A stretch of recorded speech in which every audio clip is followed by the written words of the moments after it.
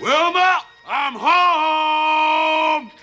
The Flintstones swung onto television in 1960 and forever shaped cartoon history with its Stone Age charm and sly humor. But beneath the Yabba-Dabba-Doo, there's a world of odd trivia and unexpected twists that even dedicated fans might have missed. Here come 15 of the weirdest, most surprising facts about Bedrock's favorite family. Number 1. Fred's Yabba-Dabba-Doo was improvised on the Flintstones. Let's go back to the colorful age of stone and dinosaurs, where everything from bowling balls to cars ran on raw enthusiasm. In 1960, Alan Reed was in a recording booth bringing Fred Flintstone to life when he blurted out something a little wild, Yabba-Dabba-Doo. The line had never been in the script, but Reed's playful improv electrified the set. Producers loved it so much, it slid straight into the show, and soon Fred's exuberant shout embodied the whole spirit of the Flintstones. For over 60 years, families have heard that joyful cry ricochet through living rooms and playgrounds, echoing in toys, cereal ads, and Halloween costumes. It's more than a catchphrase. It's an anthem of Saturday mornings, mischief, and pure prehistoric fun. And to think, it all started as a spur-of-the-moment spark behind Hanna-Barbera's studio doors. The story of Yabba-Dabba-Doo set the tone for cartoon outbursts yet to come, leading the way for the next story hiding in Bedrock.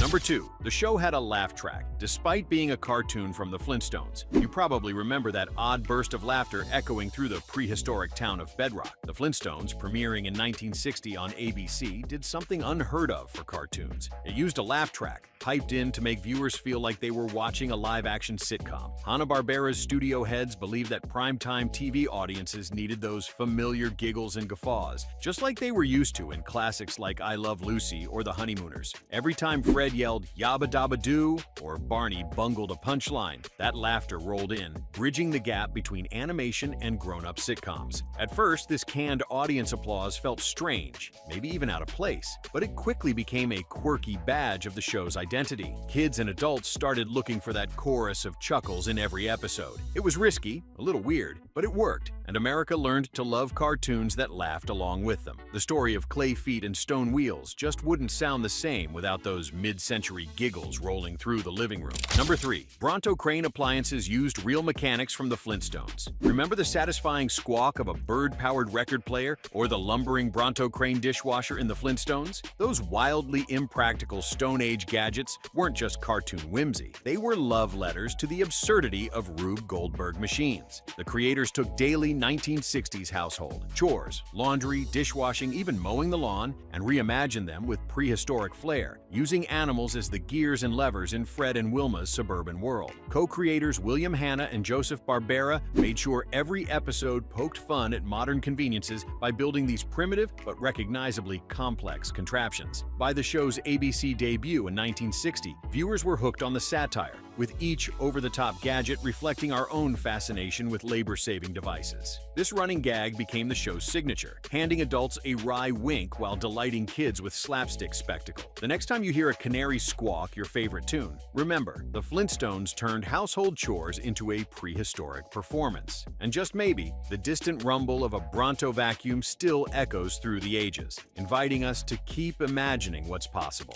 Number 4. Celebrity cameos were a secret adult gag from the Flintstones. Bright and bustling, Bedrock was more than just dad jokes and Dino gags. It hid celebrity cameos that tickled grown-ups watching alongside their kids. As the Flintstones aired in 1960, sly nods to Hollywood glittered in every season. Cary Grant and Tony Curtis weren't just Stone Age pals. They were loving lampoons of Cary Grant and Tony Curtis, shown strutting through the prehistoric streets or crooning in smoky clubs. These sly puns danced right over kids' heads, but parents lounging with coffee might crack a knowing smile. Even Anne Margaret, yes, Anne Margaret herself, stopped by for a tuneful Bedrock musical special in 1963. At the time, most younger listeners only caught echoes of the joke, but later, as VHS tapes spun or streaming revived Bedrock after dinner, those clever cameos snapped into sharp, hilarious focus for new generations. The celebrity parade of the Flintstones wasn't just cartoon fun. It was a smart, secret handshake between the show and its adult fans, one many of us only noticed notice long after the bowl of cereal has gone dry. The magic? These winks still linger, waiting to be discovered all over again.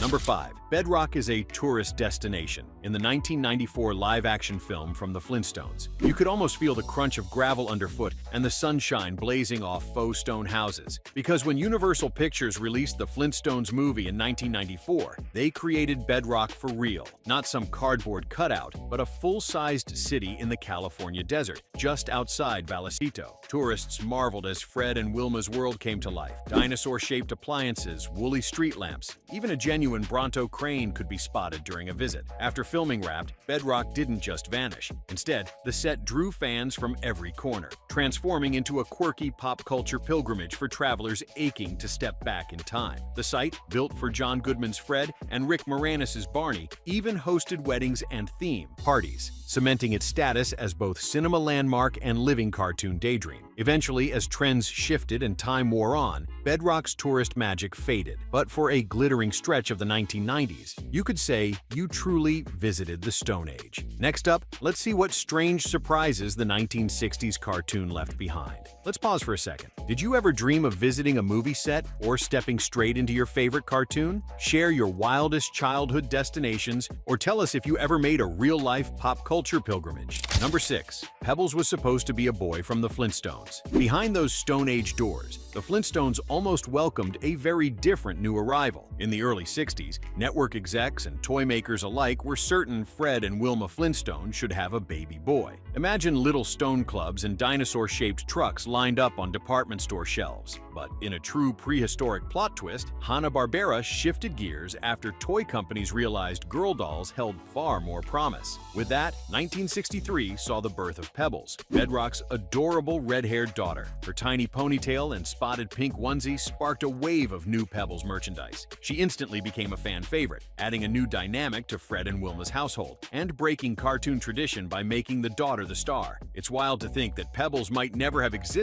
if not for a clever bit of marketing insight. Somewhere, maybe, there are blueprints of a baby Flintstone boy lost to time. Instead, generations grew up with Yabba-Dabba-Doo echoing alongside Pebbles' infectious giggle, proof that sometimes a little change makes Bedrock magic. Up next, Bedrock's secrets only get stranger.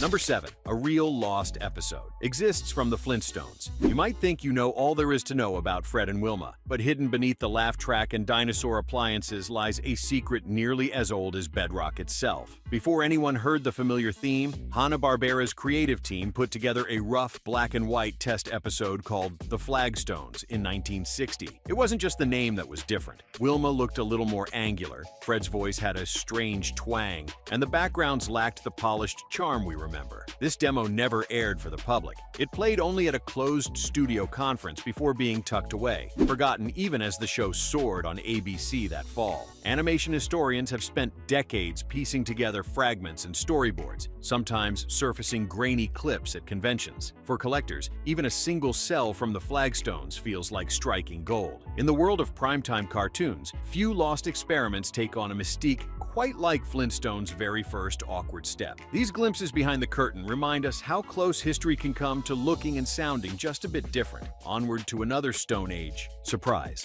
Number 8. Barney's voice changed mid-series from the Flintstones. You might not notice at first, but give a close listen, and Barney Rubble starts sounding like two different Bedrock neighbors. Early on in the Flintstones, Mel Blanc lent Barney that familiar warm baritone. But in 1961, after a serious car crash left Blanc hospitalized, Dawes Butler stepped in behind the scenes. Suddenly, Barney's voice leapt in pitch and took on a nasal twang for several episodes before Mel Blanc returned, giving Barney yet another vocal spin. Even now, fans debate, did the nasal, quirkier Barney better suit the goofy best friend, or was the original deeper voice the real spirit of Fred Flintstone's trusty pal? It was a detail that sharp-eared viewers caught, passing the secret on during reruns. In Bedrock, even voices have stories all their own, a reminder the smallest changes can make the world feel brand new. And just like that, every laugh track in Yabba-Dabba-Doo brings you a step deeper into cartoon history. Number 9. The first couple to share a bed on network TV from the Flintstones. Rocky gravel rumbling underfoot. You find yourself in the Flintstones' living room, tuning into an episode that quietly changed television forever.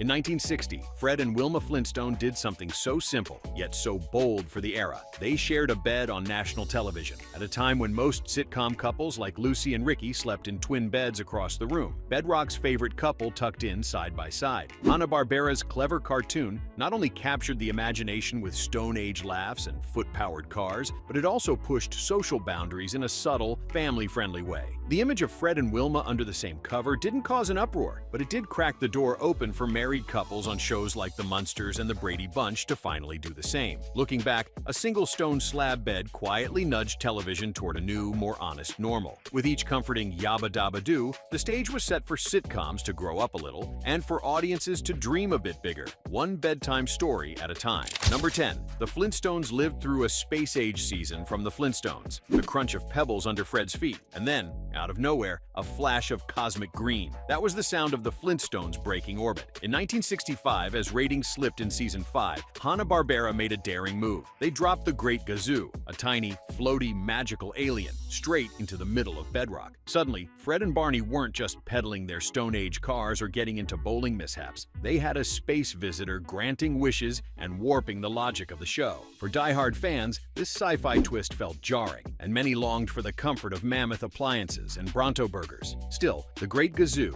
voiced by Harvey Korman, became an unforgettable jump-the-shark moment, blending Jetsons-style fantasy into prehistoric Bedrock. Whenever you see Gazoo's mischievous grin, you remember a world where even dinosaurs could look to the stars, and you wonder what other neighborhood might suddenly get a visit from the universe next. Number 11. Dino used to speak from the Flintstones. Before Dino charmed generations with his joyful yips and slobbery Stone Age hugs, he had a voice. And not just any voice. In the first season of the Flintstones, during the episode titled The Snorkosaurus Hunter, Dino unloaded wisecracks in a rough tone straight from Oscar the Grouch. He joked, he argued, he even delivered punchlines with a distinctly New York cadence. But almost as suddenly as he appeared, this talking Dino vanished. The show's producers quickly realized Fred's purple pet worked better as a lovable, pantomiming pup. Shifting gears, they scrapped Dino's dialogue after one outing, transforming him into the barking, tail-wagging Dino Dog audiences know today. As the show marched on from 1960 through its 6-season run on ABC, Dino's jubilant mimes and puppy dog eyes captured hearts everywhere. It's funny how a single retcon can turn a prehistoric chatterbox into animation's most beloved mute. And in that short silence, Dino found his voice after all. No words needed. Number 12. The Flintstones pitched cigarettes on TV from the Flintstones.